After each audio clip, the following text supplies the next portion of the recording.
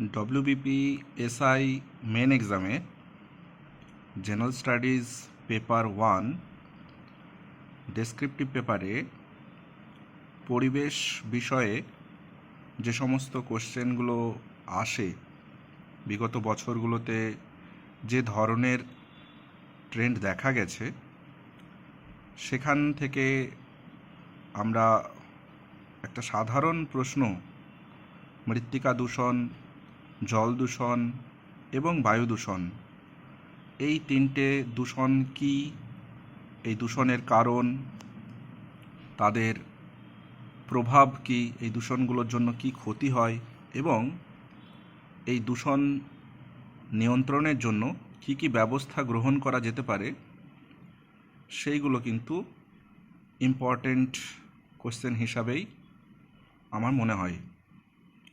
তো চলো আজ দেখে নিই আমরা সেই মৃত্তিকা দূষণ, জল দূষণ এবং বায়ু দূষণ সম্পর্কে বিস্তারিত। হতে পারে এদের মধ্যে যে কোনো একটা দূষণ সম্পর্কে পরীক্ষায় প্রশ্নপত্র, বা এমনও হতে পারে যে প্রত্যেকটা দূষণের কারণ বা প্রত্যেকটা দূষণের প্রভাব বা নিয়ন্ত্রণের উপায় এই সম্পর্কিত ভেঙে ভেঙেও কোশ্চেন আসতে দেখা যেতে পারে। তো চলো দেখে নিই আমরা বিস্তারিতভাবেই দেখব। তার কোনো একটা পার্ট যদি এক্সামে আসে তো সেই পার্টটা তখন সেটা উল্লেখ করব আমরা। প্রথমে মৃত্তিকা দূষণ সম্পর্কে যদি বলি, মৃত্তিকা দূষণ হচ্ছে কৃষি জমিতে ব্যবহৃত কীটনাশক, আগাছানাশক ও রাসায়নিক সার অবিশ্লেষিত অবস্থায় পুষ্টি পদার্থের অপসারণের মাধ্যমে মৃত্তিকার গুণমানের অবনমন ঘটায় এবং জীবকুলের উপর ক্ষতিকারক প্রভাব বিস্তার করে। একে মৃত্তিকা দূষণ বলে। তাহলে মৃত্তিকা দূষণ সম্পর্কে আমরা সবাই কম বেশি জানি এগুলো, তাও একটু গুছিয়ে লেখা আর কি। এরপরে মৃত্তিকা দূষণের কারণ, যে যে কারণে মৃত্তিকা দূষিত হয়, যেমন জীব সংক্রান্ত দূষণ, অর্থাৎ জীব কিভাবে মৃত্তিকা দূষণ ঘটায়। জীব কিভাবে দূষণ ঘটায় না, তো বিভিন্ন যে পৌর প্রতিষ্ঠান, হাসপাতাল ও আবর্জনা প্রক্রিয়াকরণ, বা ধরো যে কৃষিক্ষেত্রে যে সার ব্যবহার করা হয়, এই সমস্ত আবর্জনাবাহিত ব্যাকটেরিয়া, ভাইরাস বা প্রোটোজোয়া, সেগুলো কৃষি জমিতে যে সমস্ত শাকসবজি বা ফলমূল উৎপন্ন হচ্ছে সেগুলোকে সংক্রমিত করে এবং পরবর্তী ক্ষেত্রে গবাদি পশু বা মানুষ ওই শাকসবজি আবার খাচ্ছে। তার ফলে কিন্তু এই সংক্রমিত মৃত্তিকাকে সেটা মানুষ এবং বিভিন্ন প্রাণীর যে মলমূত্র দ্বারাও কিন্তু মৃত্তিকা পুনরায় দূষিত হচ্ছে। এটা হচ্ছে তাহলে জীব সংক্রান্ত দূষণ। এরপর আসছে অজৈব পদার্থ ঘটিত দূষণ। অজৈব পদার্থ বলতে যেমন ইঞ্জিনিয়ারিং শিল্প, তারপরে ধাতু নিষ্কাশন শিল্প, পেন্ট ও প্লাস্টিক উপকেন্দ্রে ও পৌর প্রতিষ্ঠানের নিক্ষিপ্ত বর্জ্য পদার্থের অজৈব বিষাক্ত ধাতু, এগুলো কিন্তু মৃত্তিকার সঙ্গে যদি যুক্ত হয় তাহলে অজৈব বিষাক্ত ধাতু এগুলো কিন্তু মৃত্তিকা দূষণ ঘটাবে। এরপরে জৈব পদার্থ ঘটিত দূষণ। বিভিন্ন যে জৈব পদার্থ, যেমন কৃষিক্ষেত্রে যে কীটনাশক বা আগাছানাশক দ্রব্য ব্যবহার করা হচ্ছে, এগুলো কি হচ্ছে না, তো মৃত্তিকায় বসবাসকারী বিভিন্ন জীবের বিশ্লেষিত হয় না। তার ফলে কি হচ্ছে, এইগুলো কিন্তু মৃত্তিকা দূষণ ঘটাচ্ছে। এরপরে যদি বলি অ্যাসিড দূষণ, অর্থাৎ অ্যাসিড বৃষ্টির ফলে মৃত্তিকার গুণমান হ্রাস পায় এবং মৃত্তিকায় অম্লত্ব বাড়ে, এবং অম্লত্ব যদি বেড়ে যায় তাহলে আমরা বলবো যে মৃত্তিকা দূষিত ঘটেছে। এরপরে প্লাস্টিক দূষণ। প্লাস্টিক, পলিথিন, এই সমস্ত বর্জ্য পদার্থ, সেইগুলো মৃত্তিকায় প্রতিনিয়ত মিশছে এবং মৃত্তিকাকে সংক্রমিত করছে। তাহলে এটা প্লাস্টিক দূষণের মধ্যে পড়ছে। এরপরে তেজস্ক্রিয় পদার্থ ঘটিত দূষণ। তেজস্ক্রিয় পদার্থ বলতে বিভিন্ন যে শিল্প সংস্থা, তারপরে নিউক্লিয়ার পরীক্ষাগার নিঃসৃত তেজস্ক্রিয় বর্জ্য পদার্থ এগুলো মাটিতে মিশে মাটিকে দূষিত করছে। ঠিক আছে, তো এই হচ্ছে মৃত্তিকা দূষণের কারণ, মানে যে কারণে মৃত্তিকা দূষিত হয়। এরপরে মৃত্তিকা দূষণের প্রভাব, অর্থাৎ মৃত্তিকা দূষণ কিভাবে আমাদের উপর প্রভাব বিস্তার করছে জীবজগতের উপরে।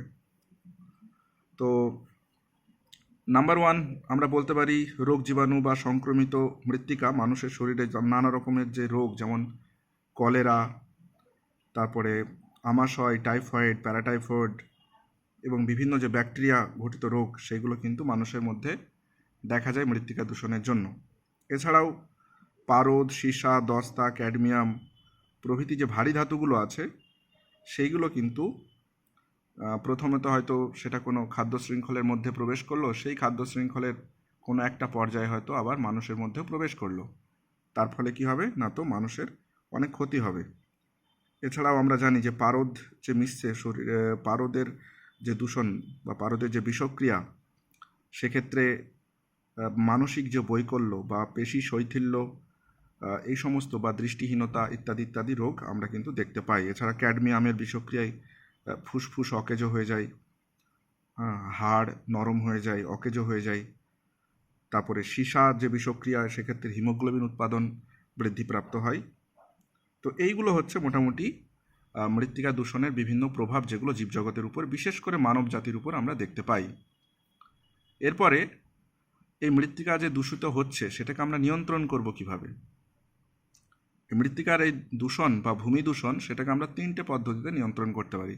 1, বর্জ্য পদার্থের সংগ্রহ ও ব্যবস্থাপনা, মানে উন্নত প্রযুক্তির মাধ্যমে বর্জ্য পদার্থের মধ্যে যে সমস্ত জৈব বিশ্লেষ্য পদার্থ আছে বা যেগুলো জৈব অবিশ্লেষ্য পদার্থ আছে, সেগুলোকে আলাদা করে জৈব অবিশ্লেষ্য পদার্থ যেগুলো, সেগুলোকে আবার কিভাবে পুনরায় ব্যবহার করা যায় সেই ব্যবস্থা করতে হবে। আর যেগুলো জৈব বিশ্লেষ্য পদার্থ, মানে জৈব ভঙ্গুর, মাটির সঙ্গে মিশে যেগুলো মিশে যেতে পারে পরবর্তীতে, সেইগুলো আমরা কিন্তু পুড়িয়ে বা পুনরুদ্ধার করে সেই কাজটা লাগাতে পারি।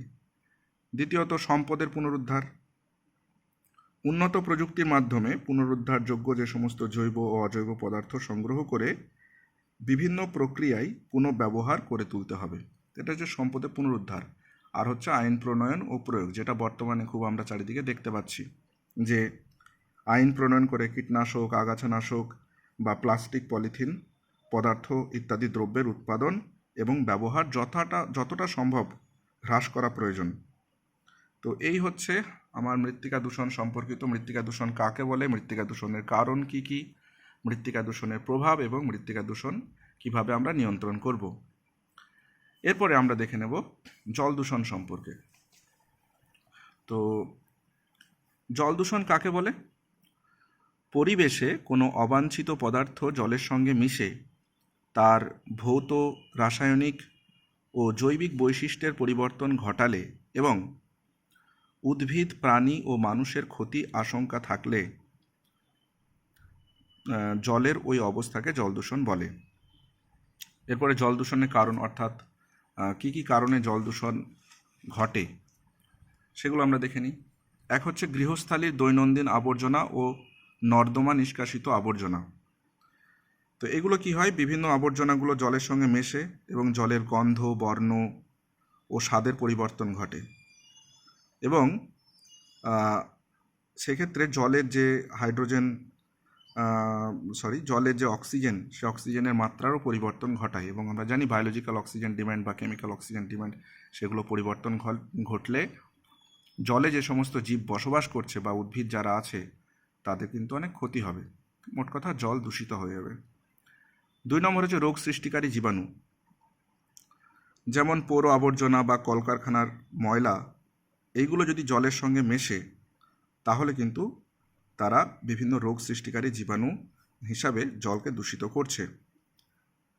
এরপরে 3 নম্বরে হচ্ছে অজৈব খনিজ ও রাসায়নিক জৈব, যেমন সীসা, পারদ, তামা, দস্তা, ক্যাডমিয়াম বা আর্সেনিক বিভিন্ন কলকারখানা থেকে এরা নির্গত হচ্ছে এবং জলকে দূষিত করছে। জৈব রাসায়নিক পদার্থ, যেমন বিভিন্ন রকমের কীটনাশক, আগাছানাশক, বিভিন্ন ঔষধপত্র ও কড়া ক্ষার, সাবান, নদী, হ্রদ বা এই সমস্ত জলাশয়ে মিশছে এবং এরা কিন্তু জলজ যে বাস্তুতন্ত্র, সেই জলজ বাস্তুতন্ত্রটাকে বিঘ্নিত করছে এবং তারা জল দূষণ ঘটাচ্ছে। এছাড়া 5 নম্বরে তেজস্ক্রিয় পদার্থ। তেজস্ক্রিয় পদার্থ বলতে বিভিন্ন যে ভারী ধাতু, যেগুলো ইউরেনিয়াম, থোরিয়াম প্রভৃতি যে তেজস্ক্রিয় পদার্থ আছে, সেগুলো উত্তোলন এবং পরিশোধনের সময় যে বর্জ্য পদার্থ নির্গত হয়, সেটা যদি জলের সঙ্গে মেশে তাহলে জলকে দূষিত করে। এছাড়াও আমরা জানি অ্যাসিড বৃষ্টি যদি হয় বা পলি সঞ্চয় যদি ঘটে, তাহলে কিন্তু তারা জলের সঙ্গে মিশে জলকে দূষিত করবে। তো এই হচ্ছে জল দূষণ এবং জল দূষণের কারণ। এরপরে জল দূষণের প্রভাব আমরা যদি বলি, জল দূষণের কী কী প্রভাব আছে, ক্ষতিকারক প্রভাব। প্রথমত, রোগ সৃষ্টি হয়, জলবাহিত বিভিন্ন রোগ সৃষ্টি হয় আমরা জানি, যেমন ভাইরাস থেকে হেপাটাইটিস ও টাইফয়েড, তারপরে ব্যাকটেরিয়া থেকে কলেরা, প্যারাটাইফয়েড, জীবাণুঘটিত আমাশয় ও আন্ত্রিক এই সমস্ত রোগ হয়। এছাড়াও প্রোটোজোয়া থেকে অ্যামিবিয়া জীবাণুঘটিত রোগ, জিয়ার্ডিয়া প্রভৃতি এই সমস্ত রোগ কিন্তু আমরা দেখতে পাই। এগুলো হচ্ছে জলবাহিত বিভিন্ন রোগ। এরপরে হচ্ছে অজৈব রাসায়নিক পদার্থ ঘটিত রোগ, যেমন পারদের বিষক্রিয়ায় স্নায়ুতন্ত্রের রোগ হয়, তারপরে সীসার বিষক্রিয়ায় রক্তাল্পতা রোগ হয় বা মাথার কোষ নষ্ট হয়ে যায়, ক্যাডমিয়ামের বিষক্রিয়ায় হাড়ের গাঁটে যন্ত্রণা করে, বা আর্সেনিক থেকে বিভিন্ন যে চর্মরোগ আমরা দেখতে পাই অনেকের মধ্যে হয়। তো এগুলো কিন্তু বিভিন্ন রোগ যেগুলো অজৈব রাসায়নিক পদার্থ ঘটিত রোগ, যেগুলো জল দূষণের কারণে ঘটে থাকে। এরপরে কি প্রভাব, জলজ প্রাণী ও উদ্ভিদের মৃত্যু। যে দূষিত জলে অক্সিজেনের অভাবে অনেক জলজ প্রাণী আছে যাদের মৃত্যু ঘটে।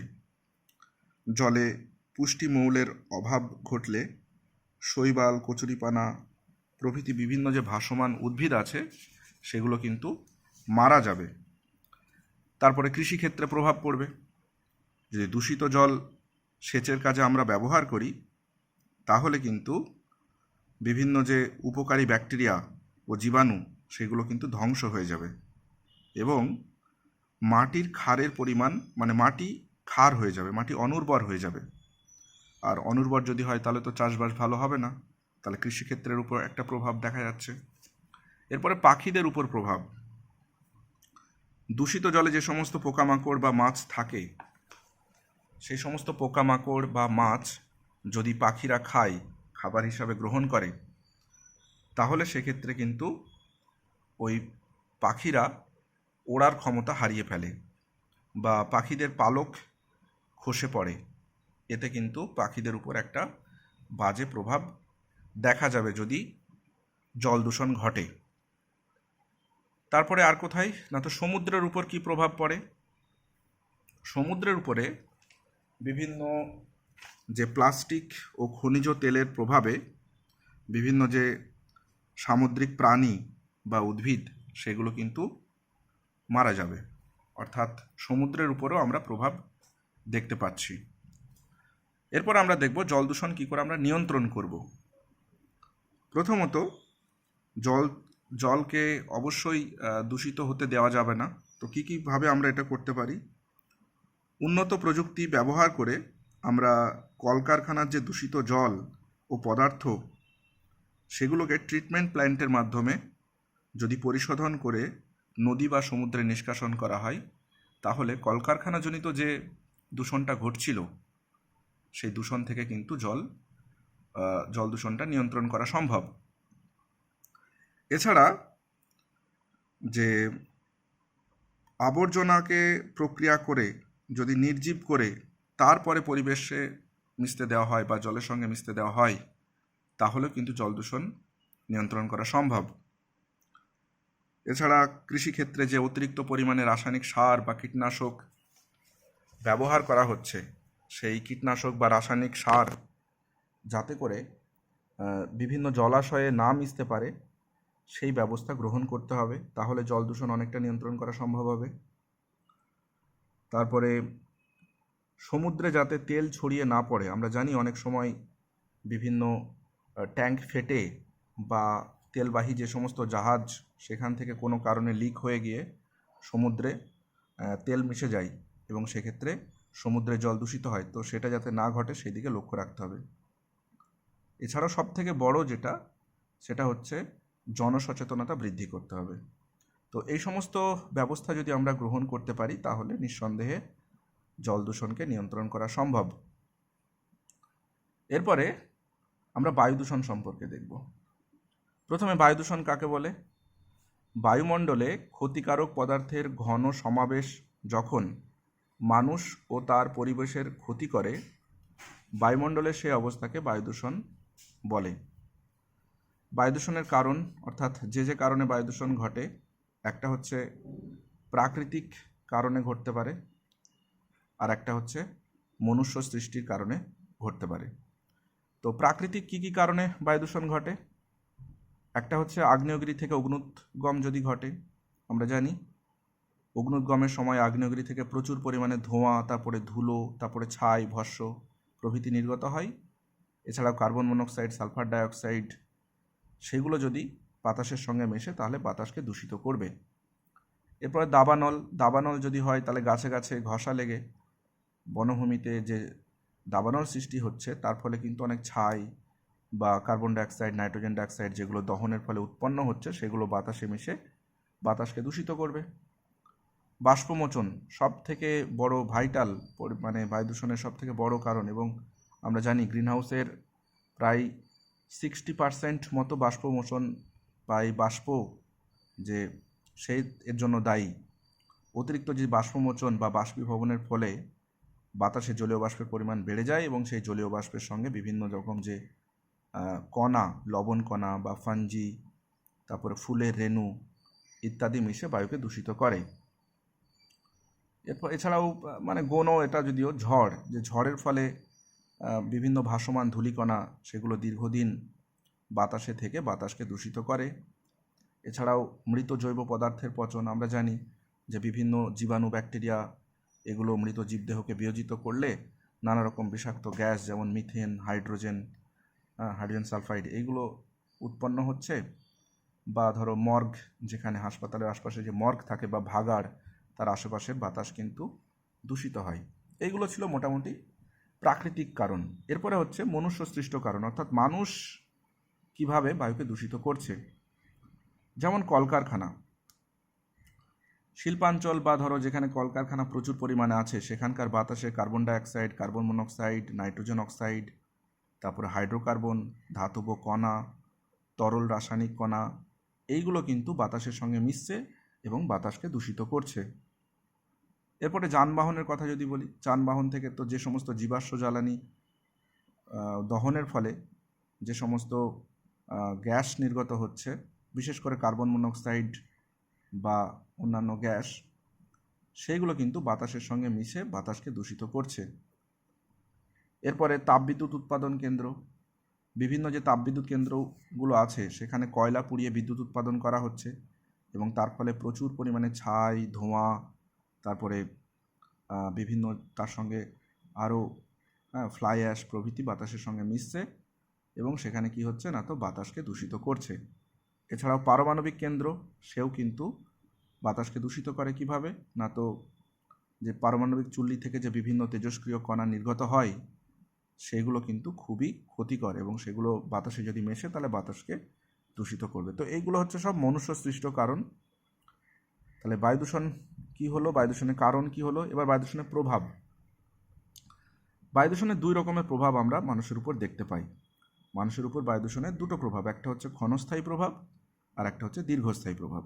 ক্ষণস্থায়ী প্রভাব বলতে যে পরিবেশের যে সমস্ত দূষক যেগুলো স্বল্পক্ষণ স্থায়ী হয়, হ্যাঁ, বা কোনো হয়তো দূষক পদার্থ বা দূষক ব্যবহার করে এদের প্রভাবকে কিছুটা কমাতে পারি। যেমন কার্বন ডাইঅক্সাইড বা সালফারের বিভিন্ন অক্সাইড বা নাইট্রোজেনের বিভিন্ন অক্সাইড, ভাসমান বস্তুকণা, এইগুলো। তো এইগুলো কিন্তু ক্ষণস্থায়ী কিছু প্রভাব মানুষের মধ্যে, যেমন ঝিমুনি ঝিমুনি ভাব, মাথা ধরা, শারীরিক বিভিন্ন শক্তি হ্রাস, বা নাসিকা জ্বালা করা, অ্যাজমা, কাশি, এই সমস্তগুলো ক্ষণস্থায়ী প্রভাব আমরা দেখতে পাই বায়ু দূষণের জন্য ঘটে থাকে। আর বায়ু দূষণের দীর্ঘস্থায়ী প্রভাব যেমন মানে দীর্ঘকাল ধরে সে হয়তো ওই দূষিত বায়ু বা যেখানে আছে সেখানে বসবাস করছে, তাহলে কিন্তু সে স্থায়ীভাবে আক্রান্ত হবে এবং সেক্ষেত্রে ব্রঙ্কাইটিস, তারপরে এনফাইসিমা, তারপরে অ্যাজবেস্টস ইত্যাদি রোগে আক্রান্ত হবে।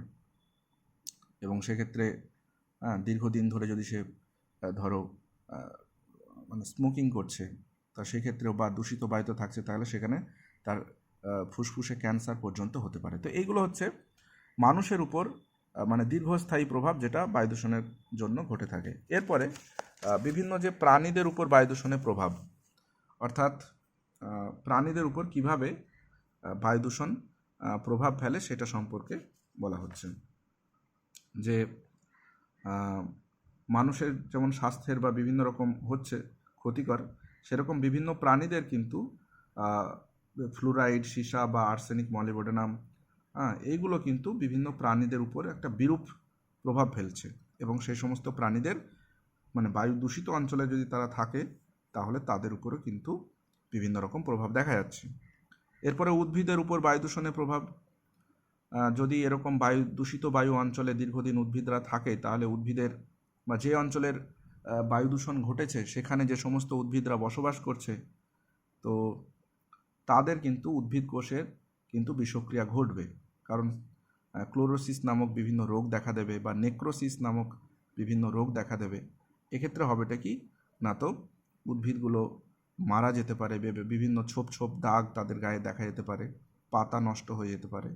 তো এই হচ্ছে উদ্ভিদের উপর বায়ু দূষণের প্রভাব। এরপর আমরা দেখে নেব জড় বস্তুর উপর কী প্রভাব আছে। জড় বস্তু বলতে যেমন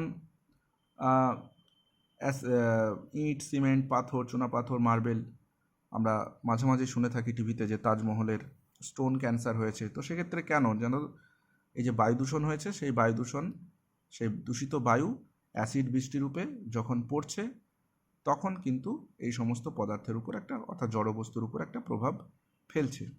আর সবশেষ হচ্ছে আবহাওয়া, জলবায়ুর উপর প্রভাব। সব থেকে এটা বড় প্রবলেম যে ক্লোরোফ্লোরোকার্বনের প্রভাবে ওজোন স্তর ধ্বংস হয়, আমরা সবাই জানি। এবং কার্বন ডাইঅক্সাইড, জলীয় বাষ্প, মিথেন, নাইট্রাস অক্সাইড, ওজোন, এরা কি করছে না, তো বায়ুমণ্ডলের যে অ্যাভারেজ টেম্পারেচার সেটা কিন্তু দিনকে দিন বাড়িয়ে দিচ্ছে। আর তার জন্য হচ্ছে নাকি যে জলবায়ুর পরিবর্তন ঘটছে। তাহলে এইগুলো ছিল বিভিন্ন প্রভাব। এবার আমরা বায়ু দূষণ কী করে নিয়ন্ত্রণ করব? আমরা বায়ু দূষণ নিয়ন্ত্রণ করব বিভিন্ন যে মানে কলকারখানাগুলো থেকে ধোঁয়া নির্গত হচ্ছে, সেইগুলো মানে পরিশুদ্ধ করে, যতটা সম্ভব ছাঁকনির মাধ্যমে পরিশুদ্ধ করে তারপরে বাতাসের সঙ্গে মিশতে দেব।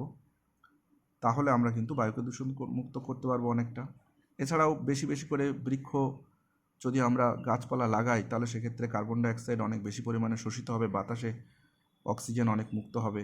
বা বিভিন্ন সূক্ষ্ম যে সমস্ত ভাসমান ধূলিকণা, তাদেরকে হয়তো গাছপালাগুলো অনেকটা অ্যাবজর্ব করে নিতে পারে, বা গাছের পাতায় লেগে সেগুলো কিন্তু অনেকটা পরিবেশকে, বাতাসকে পরিচ্ছন্ন রাখতে পারে। এছাড়াও আমাদের যে জীবনযাত্রা প্রণালী, সেই জীবনযাত্রা প্রণালীর পরিবর্তন ঘটিয়ে আমরা কিন্তু দূষণকে অনেকটা, বায়ু দূষণকে অনেকটা নিয়ন্ত্রণ করতে পারি।